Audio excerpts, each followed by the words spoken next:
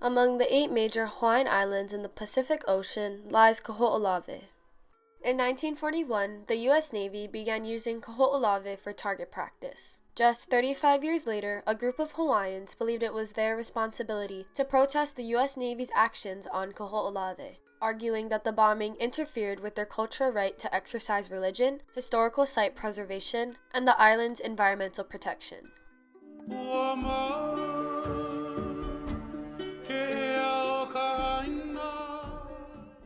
Kohemalamalama o Kanaloa is another name for Kahoʻolawe, translating to the southern beacon of Kanaloa, the Hawaiian god of the ocean, voyaging, and healing.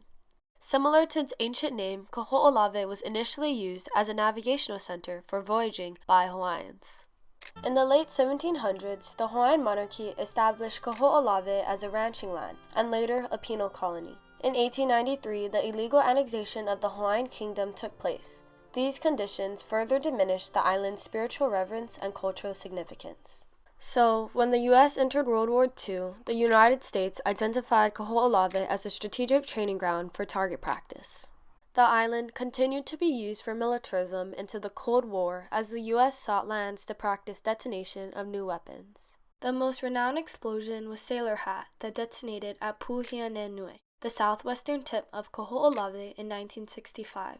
Operation Sailor Hat used 3 separate 500-ton TNT bombs in order to test the survivability of U.S. naval ships against simulated nuclear explosions. These detonations left irrevocable damage to Kahoʻolawe. The bombs hit the island's water table, leaving the groundwater to be lost at sea with its inability to be replenished or recovered.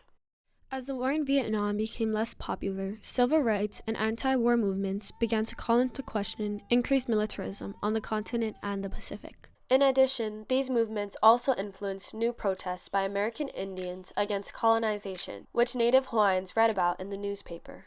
The occupation of Alcatraz and Wounded Knee by members of the American Indian movement represented a strategy for restoring tribal sovereignty and treaty rights.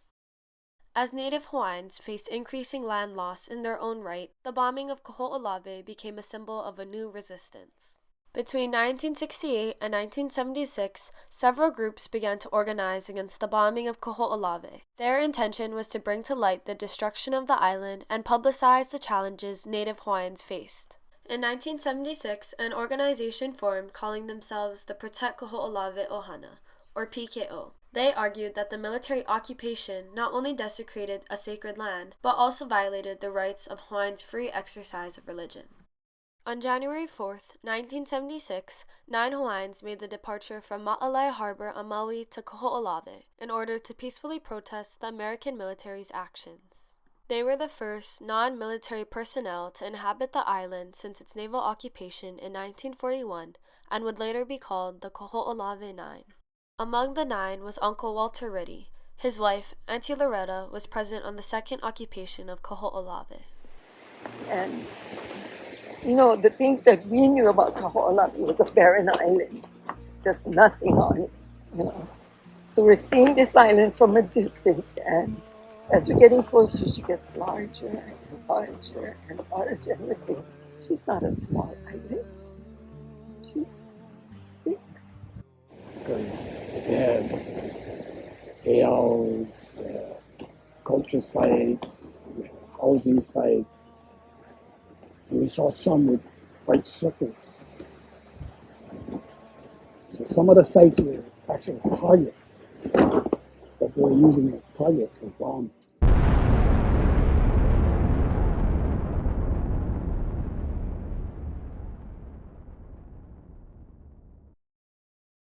When I saw and heard that our ancestors didn't have a written language, so the only way I'm going to know about what happened was to look at the sites that they left behind. And they were bombing these sites. So in my mind, they were destroying our library. They were destroying the answers to our questions as Hawaiians. So I got pissed off. So from that moment on, I kind of lost it. And all I could think about was, we have to stop the bombing. After the initial occupation of the island, Emmett Aluli, another PKO member, used the legal strategy and filed a class action suit against the United States Defense Department, suing the Naval Authority for violating 13 federal and state laws. This lawsuit was initially rejected. Thus, PKO resorted to occupying the island again. So you had people coming from all kinds of different places, one to protect the United States values, and the other one for the Hawaiian values. And us young guys was caught in the middle. In 1977, Walter Ritty and Richard Sawyer went to Kahoʻolawe for religious purposes in opposition to the government's ruling. They were caught on the island and sentenced to 6 months in prison for trespassing. They sent us to Halawa jail. Halawa is where all the murderers, rapists. Their arrests symbolize how the United States dehumanized and devalued Hawaiians' rights to cultural and religious freedom. Unfortunately, during this occupation, 2 others disappeared and lost their lives in their attempt to visit Kahoʻolawe. I can recall the way your voice would fill the room. While some Hawaiians were skeptical of the movement, the disappearance of Mitchell and Helm rallied the public to aid in the fight for Kahoʻolawe. After the arrests and loss, PKO continued to use the courts to protest the occupation. The attorneys hired by PKO took a different approach, indicating that the U.S. military occupation and bombing violated the National Environmental Policy Act of 1970 and the National Historic Preservation Act of 1966, pleading for the Navy to complete archaeological surveys that documented historical and cultural sites. With both political allies and the public, PKO acquired over 10,000 signatures on a petition to urge President Carter to rescind President Eisenhower's executive order to prolong the Navy's military occupation and bombing. This petition helped to influence the 1977 Federal District Court's partial summary judgment that prompted the United States Navy to document and protect historical sites on island and mandated an environmental impact statement be done annually till the bombing of Kahoʻolawe concluded. In 1980, a consent decree was implemented between the Navy and PKO that allowed Native Hawaiian cultural practitioners to access Kahoʻolawe 10 times a year and authorized the U.S. to aid in revegetation. Despite all these efforts, the island was still under the control of the Navy in 1981.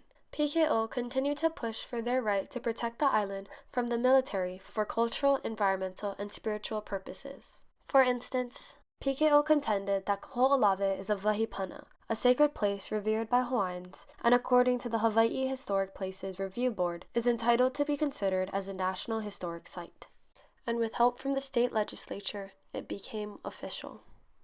Then, finally, on October 22, 1990, President George Bush declared the discontinuation of Kahoʻolawe as a weapons range. President Bush also mandated that a commission be formed to discuss the future return of Kahoʻolawe to the state of Hawaii. In 1993, Daniel K. Inouye introduced an act which authorized the transfer of Kahoʻolawe to the state of Hawaii, mandated the removal of unexploded ordnances, and called for the island's environmental restoration. Congress voted to permanently cease military operations and allocated $400 million for the cleanup effort. The following year, in 1994, the transfer of Kahoʻolawe under the trust of the state of Hawaii took place on the shore of Maui. After 49 years, the island could finally rest against its relentless destruction by the U.S. Navy. Now, Kahoʻolawe continues to stand as a living symbol of Hawaiian identity, resistance, and cultural pride. Due to its tragic history, Kahoʻolawe continues to be restored, which inspires upcoming generations to understand the rights and responsibilities we carry as Hawaiians. This is the beginning. After this, bow, we're going down to something else. What we're looking for is the truth. The truth, the truth, the truth, the truth. Aloha. The original Kahoʻolawe 9, who took responsibility to ensure the rights of Kahoʻolawe, continued their journey as activists. Emmett Aluli continued as a doctor and was a strong advocate for Native Hawaiian health. Uncle Walter and Aunty Loretta remained pillars of social justice and activists for environmental health. And Kimo Mitchell and George Helm remind us that Aloha Aina is not just a movement, but a lifelong responsibility.